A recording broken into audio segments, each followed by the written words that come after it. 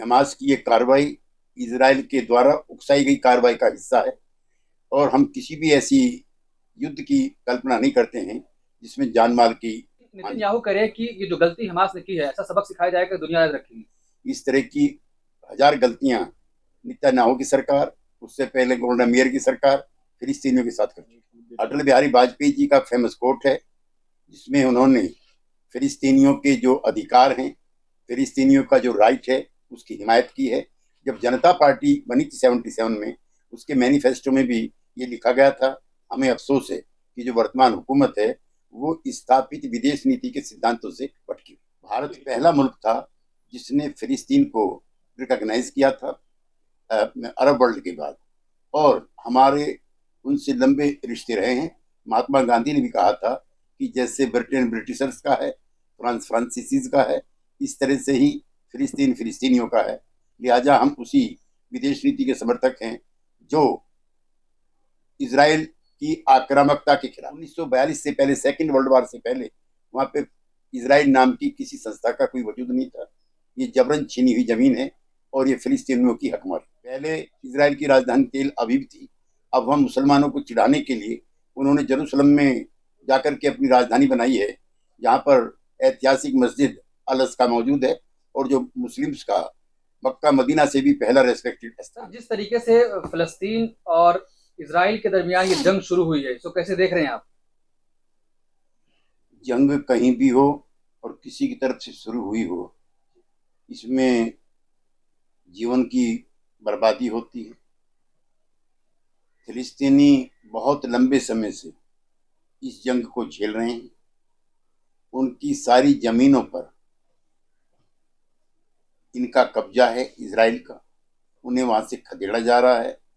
West Bank और थोड़े और इलाके को लेकर के गाजा पट्टी को सब पर इसराइल ने कब्जा किया हुआ है। पहले राजधानी उनकी तेल अवीव थी, अब उन्होंने यरूशलेम को अपनी राजधानी बताया है, जहां पर फेमस अल अक्सा मॉस्क है जो प्रॉफिट की पहली मस्जिद है, और मुस्लिम्स को वहां पर प्रेयर करने के दौरान भी रोका जाता है, तंग किया जाता है। अब जो जंग चल रही है, मैं चाहता हूँ ये बंद होनी चाहिए।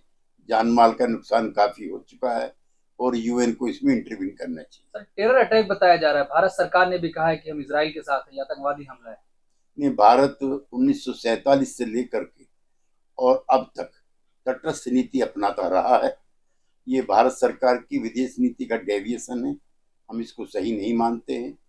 भारत पहला मुल्क था जिसने फिलिस्तीन को रिकॉग्नाइज किया था अरब वर्ल्ड के बाद, और हमारे उनसे लंबे रिश्ते रहे हैं। महात्मा गांधी ने भी कहा था कि जैसे ब्रिटेन ब्रिटिशर्स का है, फ्रांस फ्रांसीसीज का है, इस तरह से ही फिलिस्तीन फिलिस्तीनियों का है। लिहाजा हम उसी विदेश नीति के समर्थक हैं जो इसराइल की आक्रामकता के खिलाफ।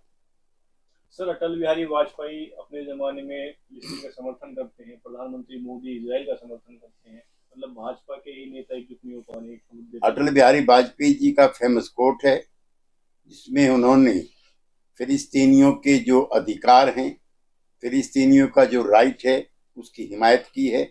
जब जनता पार्टी बनी थी 77 में, उसके मैनिफेस्टो में भी ये लिखा गया था। हमें अफसोस है कि जो वर्तमान हुकूमत है वो स्थापित विदेश नीति के सिद्धांतों से भटकी। सर, हिजबुल्लाह ने भी इसराइल पर हमला कर दिया, क्या देखते हैं तीसरे वर्ल्ड वॉर की मतलब शुरुआत हो चुकी है?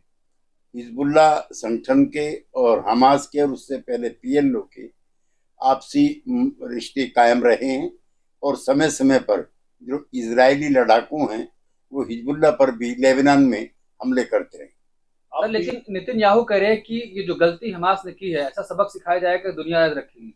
इस तरह की हजार गलतियां नेतन्याहू की सरकार, उससे पहले गोल्डा मेयर की सरकार फिलिस्तीनियों के साथ कर चुकी।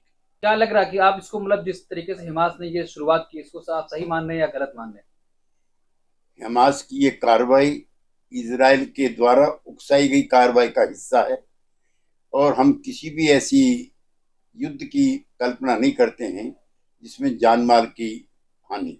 सर इस जंग को लेकर पूरी दुनिया दो धड़ों में बट चुकी है, एक इसको आतंकवादी हमला बता रही है, एक इसको आज़ादी की लड़ाई बता रही है, आप क्या देखते हैं? फिर यूएन के 1 दर्जन रेजोल्यूशंस हैं जिसमें उन्होंने 67 में जो 6 डे वार हुई थी उसमें जो जबरन कब्जा किया था जमीनों पर, तो यूएन का रेजोल्यूशन है वो जमीन वापस होनी चाहिए। वहां पे ट्रम्प सिटी नाम से शहर बसाए जा रहे हैं।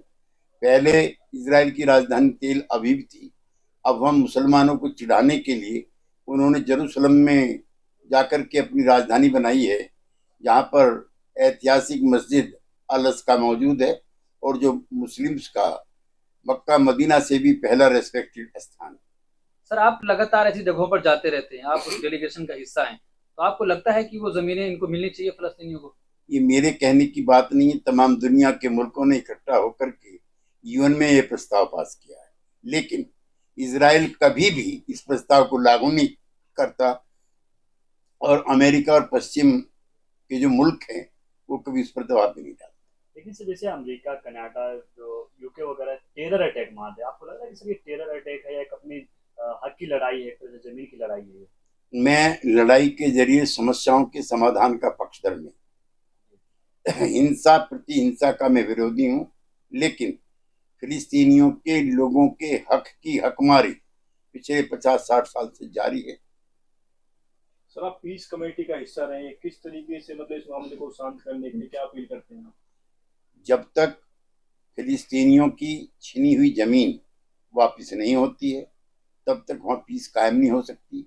उनकी 3 पीढ़ियां तंबुओं में बसी हैं, जबकि वहाँ के वो मूल निवासी हैं। 1942 से पहले, सेकेंड वर्ल्ड वार से पहले वहाँ पे इजराइल नाम की किसी संस्था का कोई वजूद नहीं था।